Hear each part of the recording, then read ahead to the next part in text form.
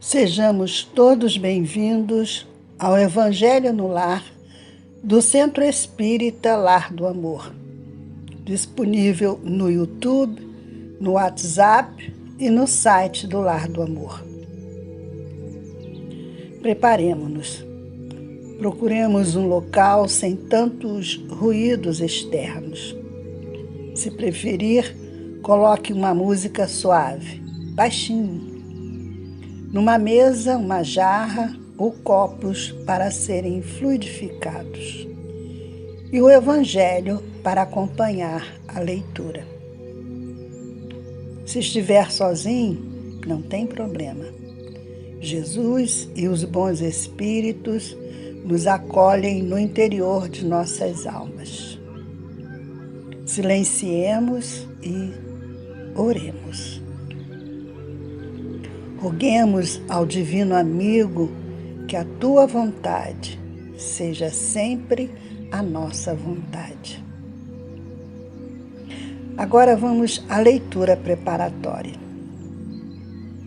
Separei do livro Taça de Luz, Chico Xavier, Autores Diversos, a lição 24 de Emmanuel. A serviço do Senhor. Se aspiras o título de obreiro do Senhor, não ouvides que o mundo é um campo imenso de trabalho para a lavoura do bem. Não esperes facilidades na plantação. Suportarás, naturalmente, obstáculos e perigos de toda sorte na preparação da colheita futura. Repara ao redor de ti. Melindres e suscetibilidades são pragas e vermes roedores, destruindo-te a sementeira. Cólera e irritação constituem granizo e vento, arrasando-te as leiras frágeis. Compromissos com a sombra simbolizam vigorosos cipoais, asfixiando-te os esforços. Indolência e desânimo são ervas parasitárias, aniquilando-te a produção. Leviandade e maledicência representam enxurro e detritos, sufocando-te as melhores promessas. Perversidade e crítica expressam aridez e secura, capazes de arruinar-te a esperança. Lembra, cada dia é tempo abençoado de trabalhar e não confies a enxada de tua oportunidade à ferrugem da negação. Recorda que o tempo voa, que tudo se transforma e que a própria terra, onde se alonga a tua esfera de ação, turbilhona em pleno céu, à procura da perfeita comunhão com a grande luz. Não relaciones despontamentos e mágoas. Não te percas nas pedras do caminho e nem te fixes no espinheiro, que te servem por medida a fé e a serenidade. Se te candidatas a servir com Jesus, toma-o por padrão vivo e incessante, buscando-lhe a vontade para que os teus caprichos sejam esquecidos. E pautando nossas atividades sobre as normas que lhe caracterizam o exemplo, contemplaremos ditosos a colheita farta a surgir da lama terrestre, colheita essa que nos enriquecerá de bênçãos o celeiro do coração para a vida eterna. Emmanuel. Nosso tema, pelas obras é que se conhece o cristão. Do Evangelho segundo o Espiritismo, capítulo 18, muitos os chamados, poucos os escolhidos. Das Instruções dos Espíritos, o item 16. Diz o texto: nem todos os que me dizem Senhor, Senhor, entrarão no reino dos céus, mas somente aqueles que fazem a vontade de meu Pai que está nos céus. Escutai essa palavra do Mestre, todos vós que repelis a doutrina espírita como obra do demônio. Abri os ouvidos, que é chegado o momento de ouvir. Será bastante trazer a libré do Senhor para ser-se fiel servidor? Bastará dizer, sou cristão, para que alguém seja um seguidor do Cristo? Procurai os verdadeiros cristãos e os reconhecereis pelas suas obras. Uma árvore boa não pode dar maus frutos, nem uma árvore má pode dar frutos bons. Toda árvore que não dá bons frutos é cortada e lançada ao fogo. São do Mestre essas palavras. Discípulos do Cristo, compreendei-as bem. Que frutos deve dar a árvore do cristianismo, a árvore possante, cujos ramos frondosos cobrem com sua sombra uma parte do mundo, mas que não ainda abrigam todos os que hão de se grupar em torno dela? Os da árvore da vida são frutos de vida, de esperança e de fé. O cristianismo, qual fizeram há muitos séculos, continua a pregar essas virtudes divinas. Esforça-se por espalhar seus frutos, mas com poucos os colhem. A árvore é boa sempre, porém maus são os jardineiros. Entenderam de moldá-la pelas suas ideias, de talhá-la de acordo com as suas necessidades. Cortaram-na, diminuíram-na, mutilaram-na. Tornados estéreis seus ramos, não dão maus frutos, porque nenhum mais produzem.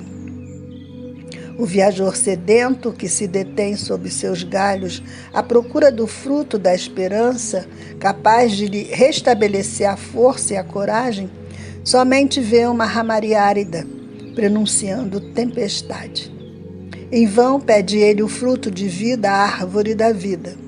Cai-lhe em seca as folhas, tanto as remexeu a mão do homem que as crestou. Abrem, pois, os ouvidos e os corações, meus bem-amados. Cultivai essa árvore da vida, cujos frutos dão a vida eterna. Aquele que a plantou vos concita a tratá-la com amor, que ainda vereis dar com abundância seus frutos divinos. Conservai-a tal como o Cristo vô-la entregou. Não a mutileis. Ela quer estender sua sombra imensa sobre o universo. Não lhes cortei os galhos. Seus frutos benfazejos caem abundantes para alimentar o viajor faminto que deseja chegar ao termo da jornada. Não amontoeis esses frutos para os armazenar e deixar apodrecer, a fim de que a ninguém sirvam. Muitos são os chamados e poucos os escolhidos. E que há assambarcadores do pão da vida, como usar do pão material. Não sejais do número deles. A árvore que dá bons frutos tem que os dar para todos. E depois procurar os que estão famintos. Levai-os para debaixo da fronde da árvore e partilhai com eles do abrigo que ela oferece. Não se colhem uvas nos espinheiros. Meus irmãos, afastai-vos do que vos chamam para vos apresentar as sarças do caminho. Segui os que conduzem à sombra da árvore da vida. O divino Salvador, o justo por excelência, disse, e suas palavras não passarão. Nem todos os que dizem, Senhor, Senhor, entrarão no reino dos céus. Entrarão somente os que fazem a vontade de meu Pai que está nos céus. Que o Senhor de bênçãos vos abençoe, que Deus de luz vos ilumine, que a árvore da vida vos ofereça abundantemente seus frutos. Crede e orai. Simeão, Bordeaux, 1863. Lindo o texto, não é?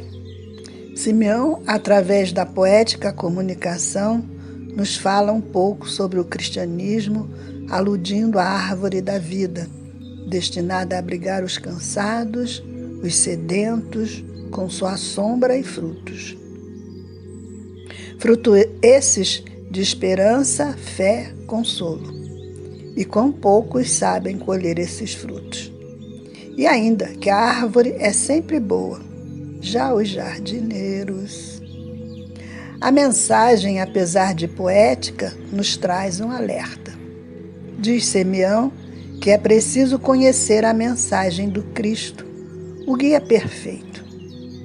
Será que conhecemos? E mais que conhecer, já assimilamos realmente a mensagem do Cristo? Para então nos tornarmos melhores? E que também não adianta implorar ajuda se não buscamos nos modificar.